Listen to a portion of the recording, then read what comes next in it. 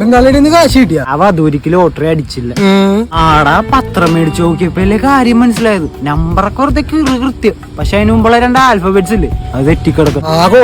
അവൻ എന്റെ കാലി കെട്ടിപ്പിടിച്ചു കിടന്ന് കരഞ്ഞിട്ടാണ് അവന് ഞാൻ ആ ടാക്സി കാശ് കൊടുത്തത്. ടാക്സി കാശാ എന്തിന്? ലോട്ടറി അടിച്ച സന്തോഷത്തില് ട്രെയിനിൽ നിന്ന് 2 ജില്ല മുമ്പേ ഇറങ്ങി ടാക്സിയും വിളിച്ചൊക്കെയാണ് അവൻ വന്നേച്ച വിത്ത് കൂളിംഗ് ഗ്ലാസ്.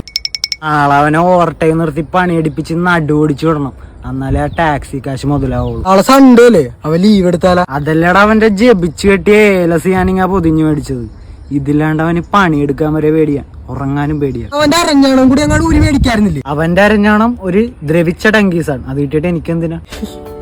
മച്ചാനോട് 500 രൂപ തന്നെ ഒന്ന് തൃശ്ശൂര് പോണം, പെട്രോൾ ഇല്ല. നാളെ തരാം. അതിനെന്താ പൊന്നൂസ് തരാല്ലോ. താങ്ക്സ് മച്ചു. പെട്രോൾ അടിച്ചിട്ട് നിന്റെ ബൈക്ക് എന്റെ വീട്ടിൽ കൊണ്ടുവന്ന് വെച്ചേക്ക്, നാളെ പൈസ ആയിട്ട് കൊണ്ട് എടുത്തു. തൃശ്ശൂർ ഒന്ന് അടുത്താഴ്ച പോവാ. നിന്റെ ഫോണിൽ കൊണ്ട് ചേട്ടനൊന്ന് വിളിച്ചേ. എന്റെ ഫോണിൽ ബാലൻസ് ഇല്ലട, തീർന്നിരിക്കണേ. എന്റെ തീർന്നിരിക്കണേ. ഞാൻ വേണമെങ്കിൽ നിനക്ക് റീചാർജ് ചെയ്ത് തരാം. എന്നിട്ട് നിനക്ക് സിം ഊരി എടുക്കാല്ലേ? വേണ്ട വച്ചു. ആ വണ്ടി എടുക്ക്.